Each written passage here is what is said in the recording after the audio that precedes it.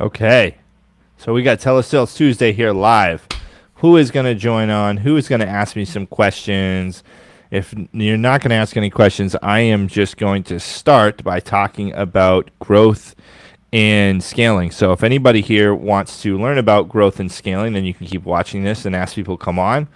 I am going to answer any questions. So if you guys are selling insurance, hey, what's up? We got one person on right here. Oh, they just left. If you guys are selling insurance right now and you're wondering how to make it in this business and be really successful, I'm going to tell you right now that you should build an agency. You should grow a team. Now, this isn't the most popular topic, as I can tell by YouTube views. Everyone wants to watch a video of a woman who sells a bunch of insurance. They tend to get the most clicks. So what I'm telling you is that all these people that I post who make a lot of money on selling insurance, they all have teams. Okay, all of them have teams and they're building agencies. So you can be the independent salesperson if you like, but what can happen, I'm going to warn you, danger of that, being just an individual sales agent without working on building a downline. What happens is you get caught in a trap. You get so unduplicatable because you get so refined in what you do that you are unable to duplicate yourself. And it's a tough situation to be in because you're making good money and then you have to pull back financially, so it can be a tough spot. But what I'm going to tell you guys right now is that there's hope for you. So if you do want to scale, a big mistake I made when I started scaling was I wanted to focus on adding salespeople, adding sales agents. And I focused on, hey, I'm going to get this person to be really good at sales. Now, a mistake I made there was not focusing on adding leaders, because salespeople add to your business. Sales reps add to your business. Good agents. Good leaders will multiply your business. So as you guys are building an agency and building this up, I want you to keep in mind of, hey, I'm going to add leaders to my team. And if you have people who display good leadership characteristics, those are more valuable. Excuse me. Leadership characteristics are more valuable than sales skills. So if you have someone, oh gosh, is this private right now?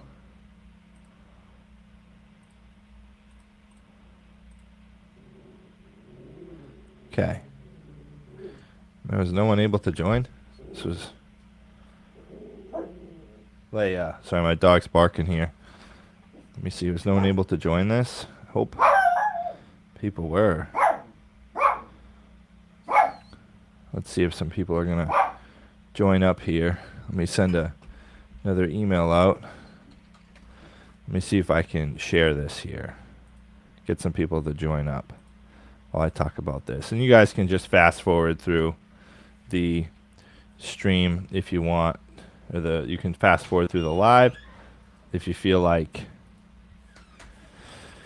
you are just wasting time by listening to this. But I think I messed up on the... I did. Dang it. I messed up on this, guys. I messed up. So I'm going to send this link here.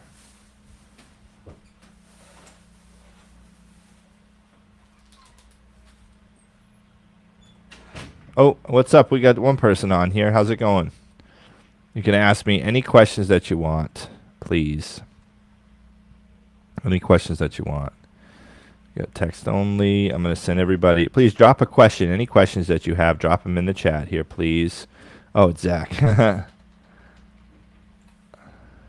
Hey, what's up, Jared? Oh, man. Oh, we got 3 people on here. Oh, let me guess. It's one of my agents or family member. Join my YouTube live now by clicking this. All right. So if anybody has any questions, please ask me. Ask me. I am more than excited to answer any questions that you guys have for me. What's up, Mark? What's going on, man? Thank you for reaching out. What questions you got for me, Mark? What have you been going through in your business this week that you have questions about?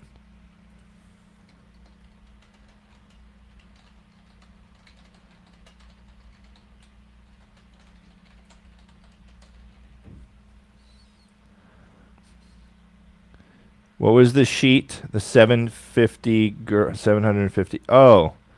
That sheet. Good question. Haha. That was an application.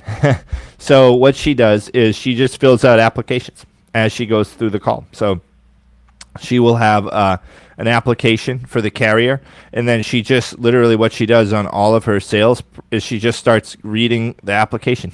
Like she goes through step by step. She asks a little bit about them, builds a little bit of rapport, has a sort of a relationship structured warm up integrated into her fact finding. But she gets on, she asks them where they live, where they're from, what they do for work, they got any kids, grandkids, what this insurance is for, why it's important for them to get this, and then she just goes right into the health questions. So, yeah. So she's just going right through that, Mark. So she has a stack of applications, printed blank applications that she just starts to fill out for American Amicable. Yeah. Rod, what's the average time of adjustment getting used to the process for new agents? That really depends on how much time that person works, right? So if someone's kind of like half-assing it and they don't put in like a ton of effort, it's going to take them longer than a person who's working 40 to 50 hours a week, right? So if you're putting in 50 hours a week, you're going to learn it within a few weeks. You're going to get a pretty good idea of what to do, what you got to do, what to say on the phone, what not to say, the products, the applications, the things we use. A lot of people put in, like what'll happen and what can distract people is that they'll end up putting in a bunch of time like trying to look things up and find answers during the day instead of just writing those questions down and waiting till after to find them. So you really want to focus on making a ton of calls because that's the best way to learn how to do it. It's like if you're learning a trade, the best way to do it is watch someone do it and then do it yourself. So there's a little bit of theoretical where you learn and do some research on how to do it, but that usually comes before your calls and then after or like weekend time. So role playing is huge. And so I would say average time, we're really improving every day, right? And you can have been doing this for years and always improve. But for a new agent to get rolling and have some confidence, a few weeks, and then to have like really, really good confidence, like 2 to 3 months. Now, there's a thing it's called like a Behringer-Kipling effect or something like that. And what it happens with new agents. So what happens is, just do it. So what happens is people start, and it's like the pinnacle of ignorance or something they call it, right? And someone starts really high. I'm gonna share my screen here and show you guys Behringer-Kipling effect. It's pretty cool. So where is it? Here we go. I think Kipling effect. I think that's what it is. Something like that. So it's a chart essentially where it shows like it has someone new and their confidence is super high because they don't know much, and then they realize how much they don't know, and they're like, oh my gosh, my confidence is super low, and then they start to learn a little bit more and they have that confidence build up again. So that happens, and that time of confidence being low to building up, it can take a few weeks, it can take a couple months. It's actually kind of like a linear, it just keeps going up over time. But some people go from having a ton of confidence to dropping, and then they just quit. And that's a lot of times what happens where someone backs out of the industry. So not too long, but the more you do it, the better that you get at it faster. It's like practice makes perfect, right? Thank you for that.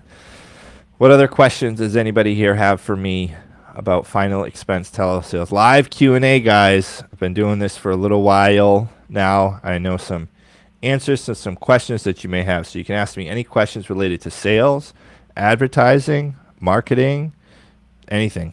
I mean, like absolutely anything goes here.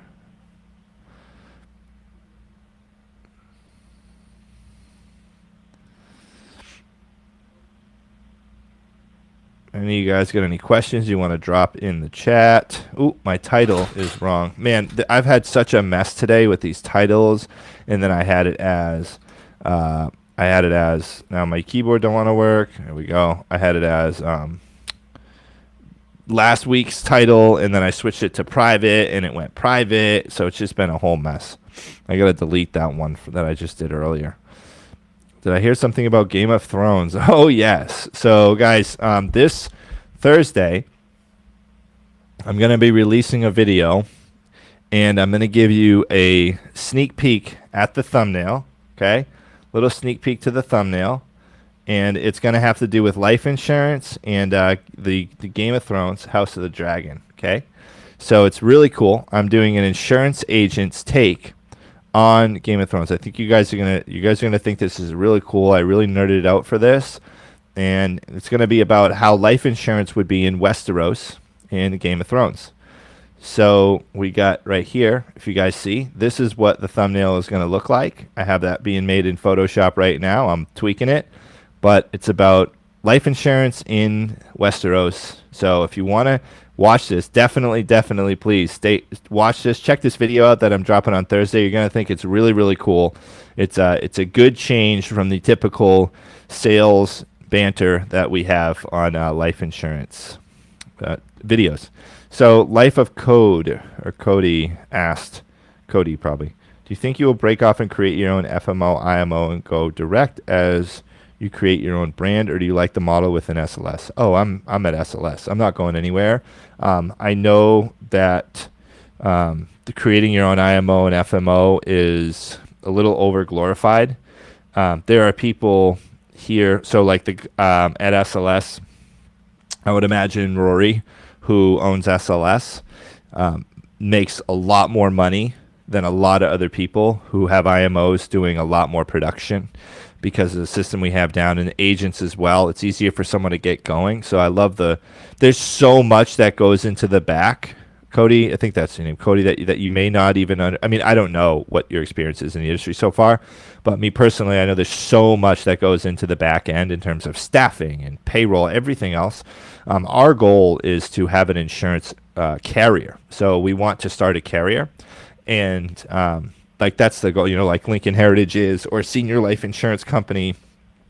Our goal is to be like that. So we are an IMO. Senior Life Services is. I don't really want to start my own IMO or FMO. I think the route of having an insurance carrier is a lot more profitable, and definitely you can create more wealth that way through that. And it's funny. I've never even thought about starting my own IMO or FMO.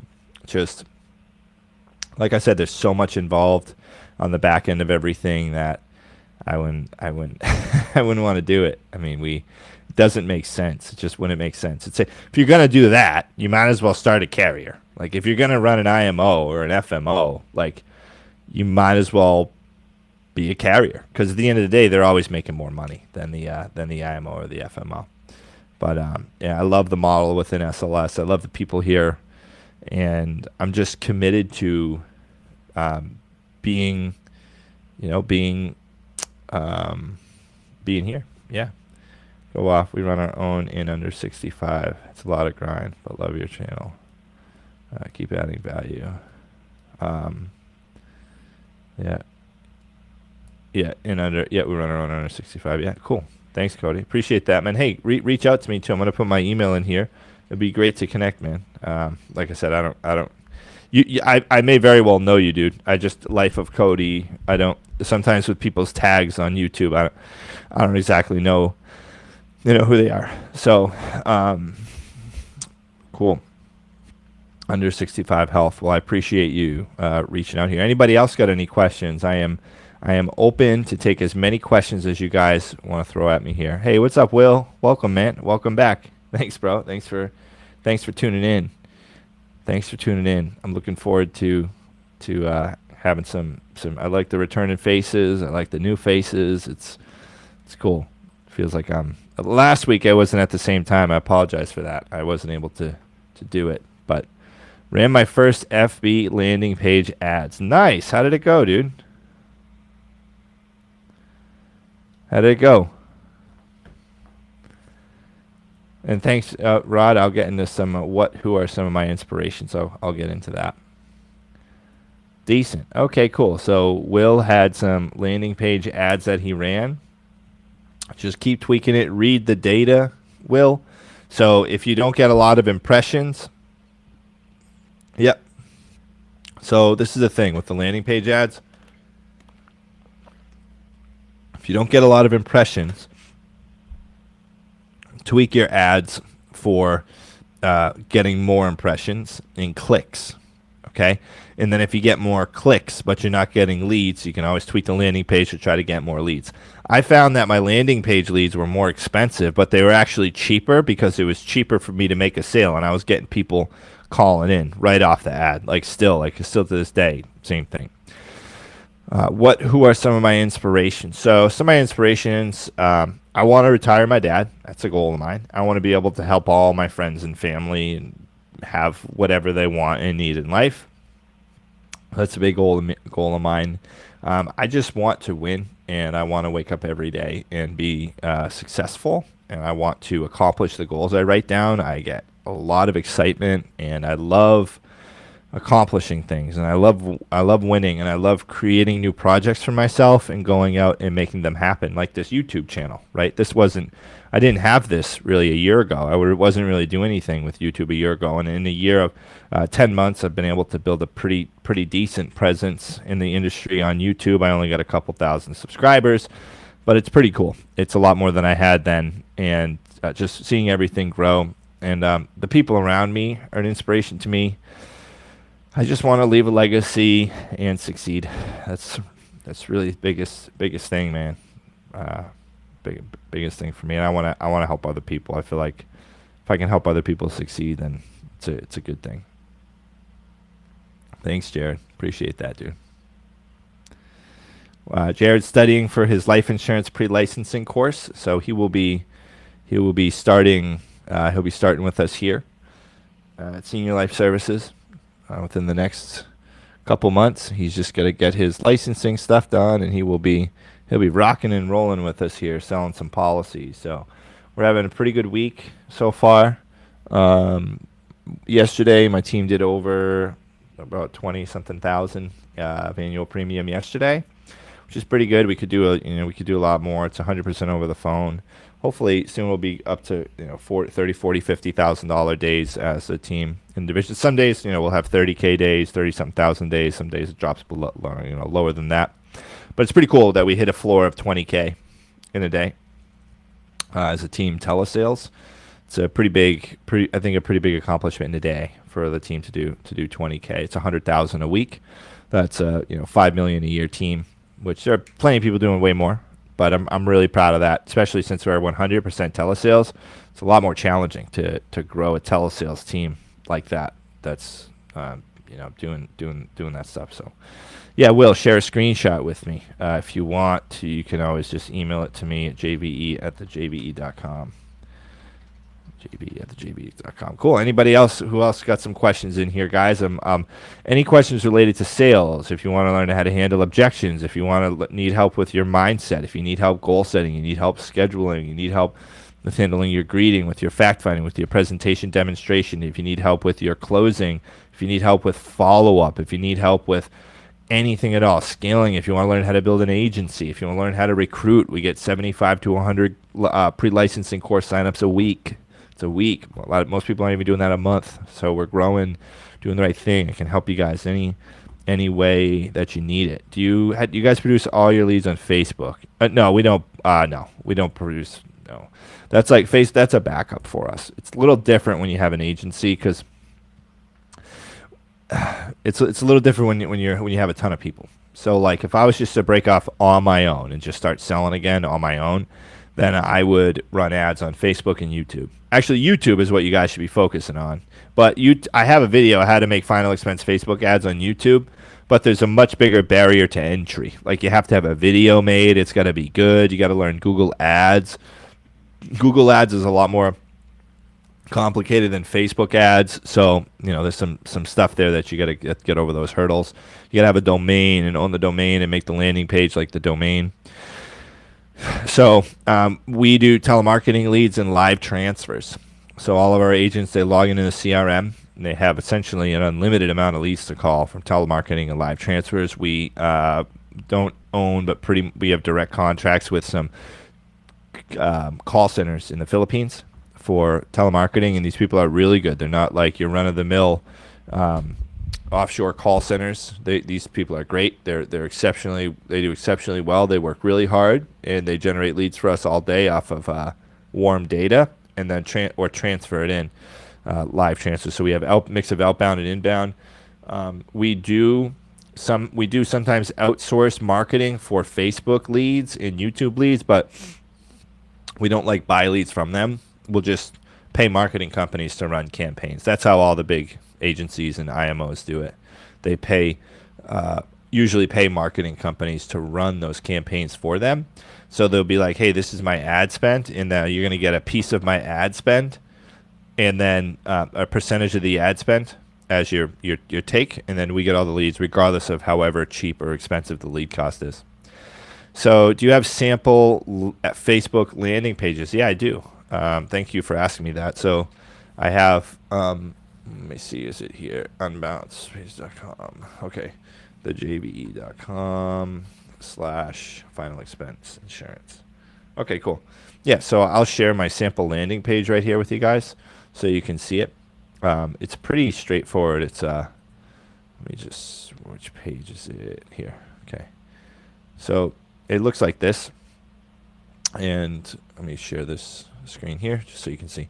So it looks like this. Okay, it's yes, I would like more information on final expense programs. You fill in some information, put the arrows. If you check out my most recent video, how to build landing pages for final expense life insurance. So I'll show you guys this video here on YouTube, and hopefully I don't get anything weird or embarrassing coming up on my suggested videos on the thing. No, my dark minimal techno is funny. This lady right here has a genius idea for YouTube for generating leads. Well, she doesn't generate leads with it, but she has a low income relief channel, which that's the final expense client right there. So it's really cool. Now we got my videos, and right here, landing pages for final expense Facebook ads. Let me, landing pages for final expense Facebook ads, how to make landing pages. I walked through the whole tutorial on how to make that landing page that I just showed you right here. So it's a whole tutorial on how to make this landing page right here, guys. So if you want to watch that, well, it's this one, how to make this through Unbounce.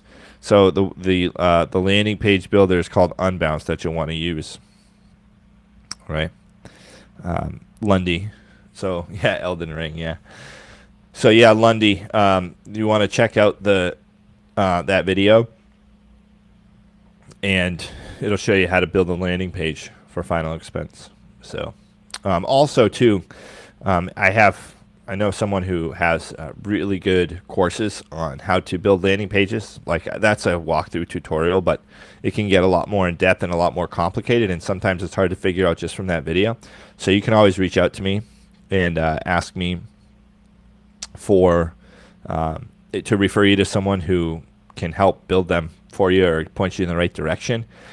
It would cost money, of course, but it's worth the investment of getting all that stuff set up and learning how to do it. So Jared, let's say I have two friends that are interested in becoming an agent. What's the process and benefits? Okay, cool. So, well, here at SLS, we have a pretty cool program for people who want to refer people to work here. So we call it the Ambassador Program.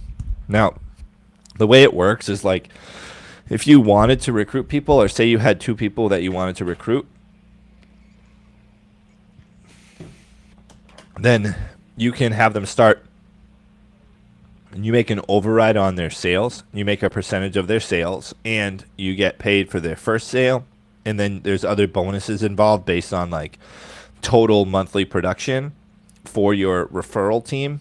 And you don't have to train them. You don't have to do any of that. Someone else will handle them. Someone else will train them. Someone else will build them up, and you still get an override and a piece on them as like a sliver of the downline per se.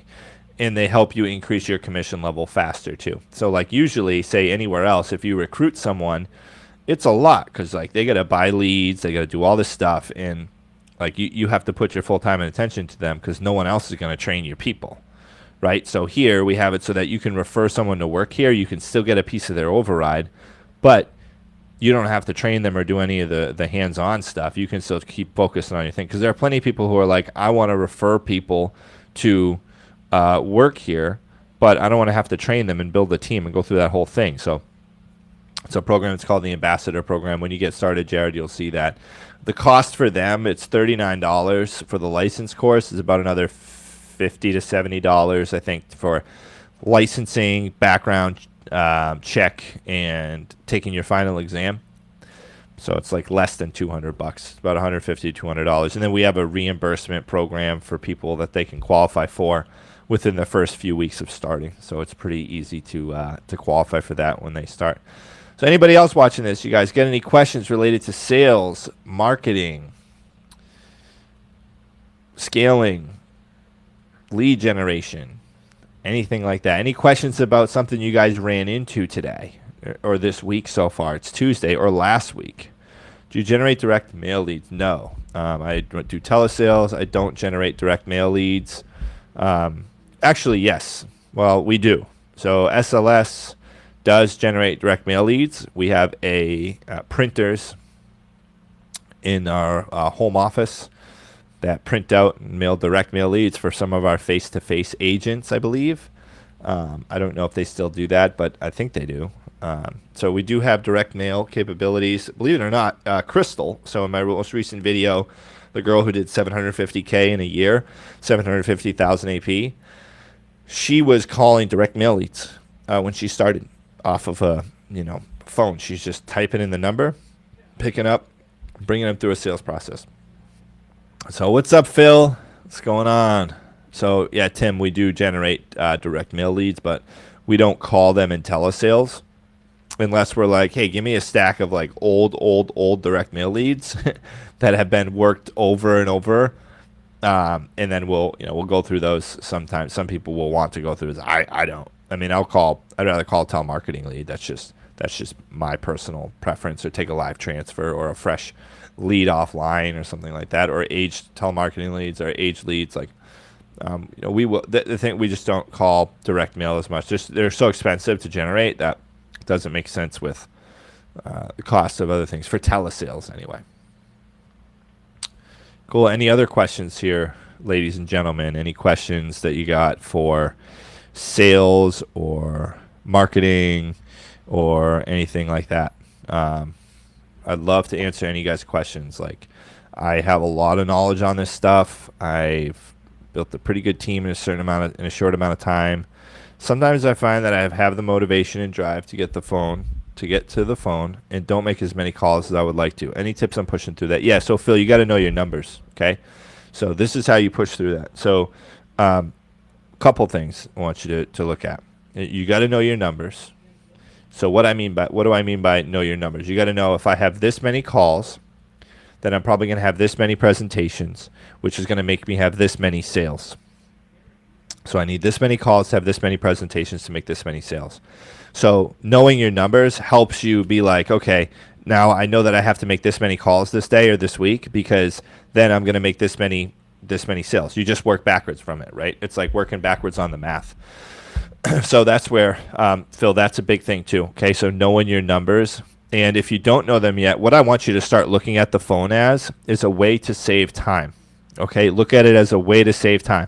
So the phone was invented so that we could save time. So if someone's driving around face-to-face, knocking on doors, how many people can you call in the time that person is driving from one house to the next? So look at the phone as a way to save time. And what you want to do, Phil, is give yourself a shorter amount of time to hit your targets. So you can set like smaller targets for yourself. So be like, okay, for the next 20 minutes, all I'm going to do is make phone calls just for the next 20 minutes. So I'm going to make 20 minutes. I'm going to make phone calls for the next 20 minutes. Okay. And then I'm going to, and then you take a 2-minute break, and then I'm going to make phone calls for the next 20 minutes. And then I'm going to make phone calls for the next 20 minutes. So that can help you fill it when you get to the phone, because it can be like, I have all day to do this. But if you give yourself, say, okay, you know what, for the next 10 minutes, even if you break it down 10 minutes, all I'm going to do is make calls. That's it. And then make calls for the next 10 minutes. Set a timer, and then it dings. Also, too, I want you to get your why. Okay. I want you to get your why. If you're, I don't know if you have children or whatever motivates you, get a picture of it, put it right in front of your desk while you're dialing, or right in front of your workstation, and then focus on them and what that why is, and that'll help you push to the phone. And then also realize that, look, the phone is how you generate income. So you got to look at it like that. And if you're not on a conversation, then you're not employed. So you got to just set your targets and you say, I'm going to make this many calls and do it. Or I'm going to make calls for this much time, and then you just got to do it. And if you find yourself getting distracted, then have someone hold you accountable too in your life. Maybe someone in your IMO, get on a Zoom call with them, be like, hey, look, we're going to sit here with our cameras on, and we're going to make calls for the next 15 minutes. And then we're going to make calls for 15 minutes after that. So that's what I'd recommend to do, Phil. Have some sort of a system there and understand that the phone is your friend. Okay, phone's going to make you a ton of money. Tim, do I ever set appointments for telesales? No, one call close. We only do callbacks.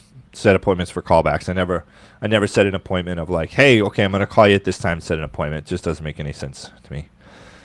Life of Cody. What do you think is more profitable, to do a broker model and make your 5 to 10% override and ride the numbers of 1 to 3,000 agents, LOL, or do a LOA model and doing a base plus commission model with a smaller team but higher production because you can more control schedule time, etc.? Thanks. We are playing with LOA first, then maybe straight broker model.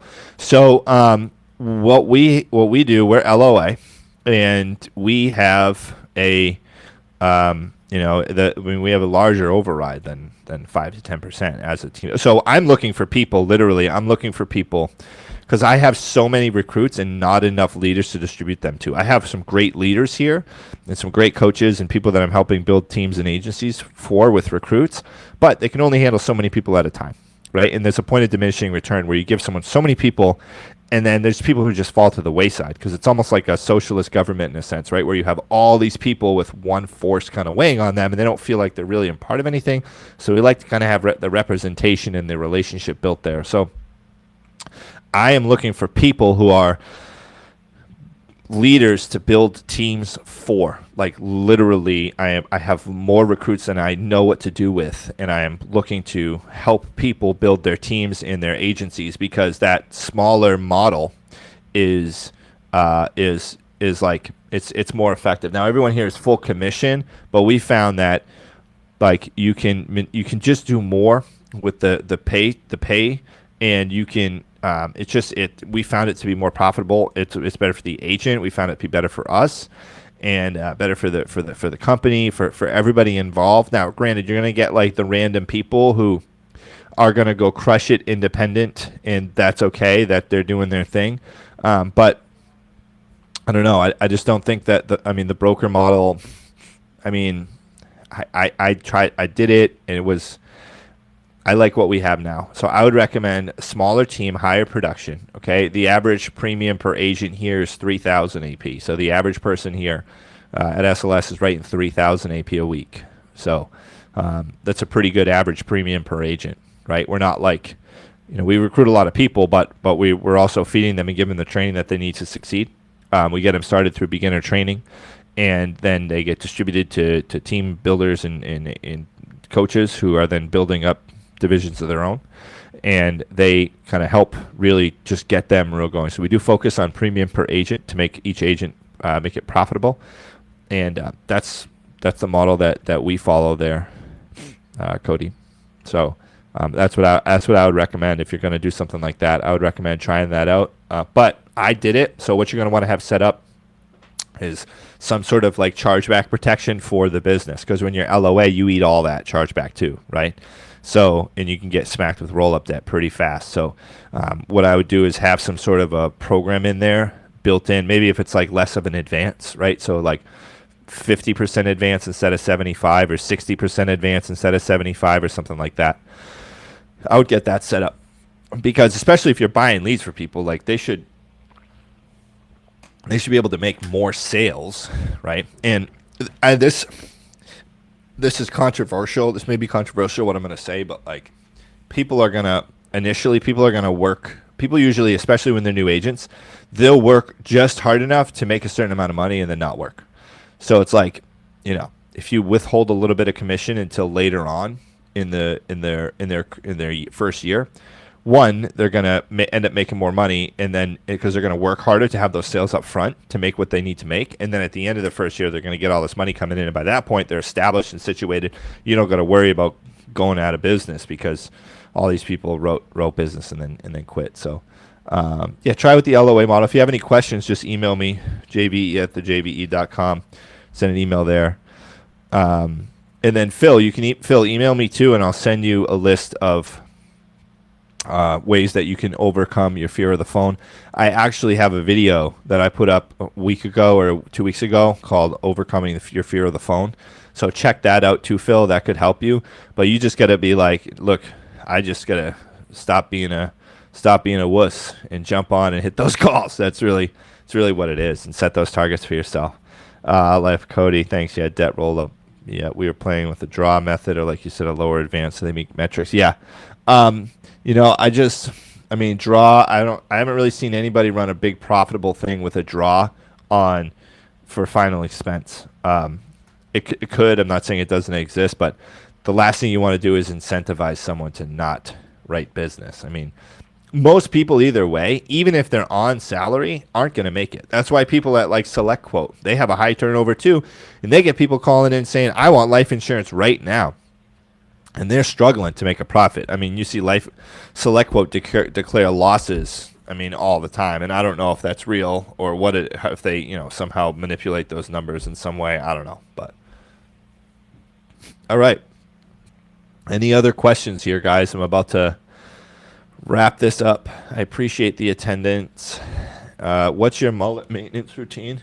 So the mullet maintenance is flip flop. That's what it is. So you get out of the shower, you blow dry, you go flip flop, and you make sure it's got the right consistency. It's got the right bounce to it, right? You see that bounce? Yeah, so it needs that bounce.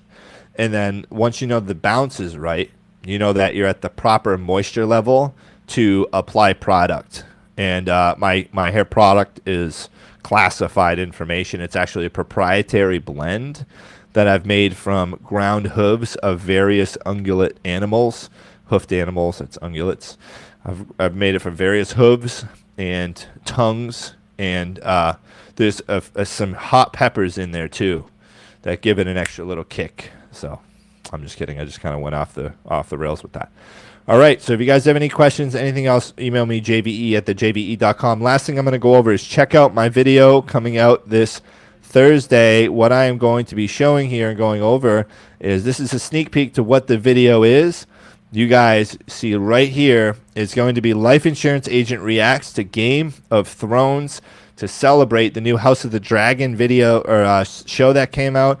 I'm going to be going over how people in the Game of Thrones would have gotten life insurance in that time. I'm going to be going over how life insurance would have been, how the premiums would have been based. No one smokes in Game of Thrones, so it definitely would change rates a little bit. The different diseases that they have, the different careers that people had in the time of the Game of Thrones, the different risks that were posed to people depending on where they lived and what their careers were and everything else. So I'm going to be going over some cool stuff here, guys. Definitely don't want to miss this. I'm dropping this on Thursday. This is a sneak peek to the thumbnail.